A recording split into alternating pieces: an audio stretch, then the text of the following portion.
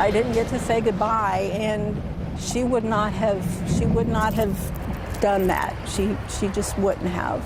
10 months after her daughter was found submerged in the Caloosahatchee River, and this Fort Myers mom still cannot wrap her head around it. Her 25-year-old daughter, Chelsea's death was ruled a suicide. Now, the sheriff's office report says she intentionally drove her car into this water under the State Road 31 bridge back in July, but her mom's worried it could have been a tragic accident or perhaps something worse. And she says no one will listen to her concerns, so she turned to Four in Your Corner. I met with her on the banks of the river where her daughter was found, and it is the first time she's been there since the night that her life changed forever.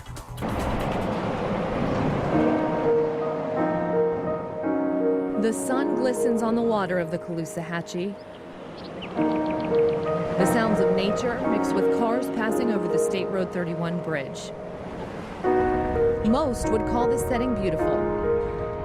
But for Maggie Green, taking the step to come back here is painful. It's just, you don't want to have to even think about what took place here and what happened.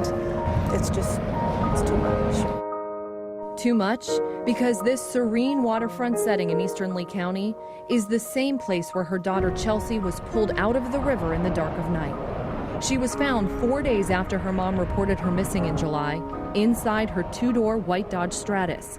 And detectives say this was no accident. The sheriff's report says she drove down here and drove her car into the water. Suicide by drowning is what the autopsy says. The report also included toxicology, showing Chelsea had alcohol and cocaine in her system. According to the people she was with the night she disappeared, Chelsea wasn't just intoxicated, but inconsolable. Friends told police that she was crying and very upset in the hours leading up to her disappearance. It was the anniversary of her late father's death. Her brother even sharing a text with police that Chelsea sent him that night, saying that she hates her life without Daddy. Chelsea's mom says that behavior wasn't unusual. So she always got emotional when she had been drinking, but not to the point of doing this. Even with the facts laid out in these dozens of pages of investigation and medical examiner reports, Maggie Green has questions. And every time I read it, there's just something there that doesn't add up. Her biggest concern is this, straight out of the autopsy report. It says Chelsea suffered blunt trauma of the head.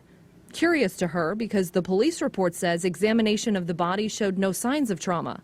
Maggie says she called the lead detective about what she calls a discrepancy. I called him as soon as I saw the autopsy results and said, there is a head injury on here. Why didn't you tell me that? And he said, that was insignificant. And I said, why was it insignificant? And he just said, ma'am, that was insignificant.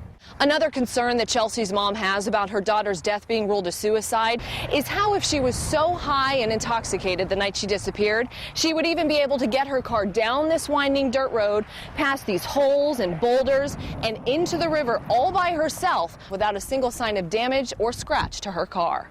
Her mom also raises questions about this part of the police report. It says Chelsea sent a ping or GPS locator from her phone to a relative, showing that she was on the south side of the State Road 31 bridge. It was her last communication that night, and her family believes it was a distress call because she may have been trying to escape from the car, despite detectives' conclusion otherwise. But I just felt like these guys aren't going to listen to me. They've already made their mind up. So I got on the phone to try and get the Lee County Sheriff's Office to address some of Chelsea's mom's concerns. Hi, this is Amy from Fox 4. A spokesperson told me they won't talk to me about Chelsea's death because it's a suicide. I also called the medical examiner, who ultimately ruled Chelsea's death a suicide and found that blunt trauma to her head. They too told me it's their policy not to talk about their findings. It's not the answer this grieving mom wants to hear about her only daughter, who she says had a passion for life.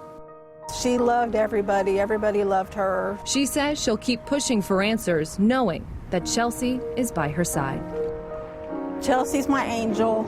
I see her all the time. I see her in the clouds. I see angel wings. I feel her with me. Now, the Lee County Sheriff's Office declined an interview with Fox 4 about this case. They say their policy is to not talk about suicide cases. They did say to me that they would sit down with Chelsea's mom if she wanted to understand the investigation better. But she tells me she contacted the Sheriff's Office and was not granted that meeting. Instead, she says they told her to file a report with Internal Affairs.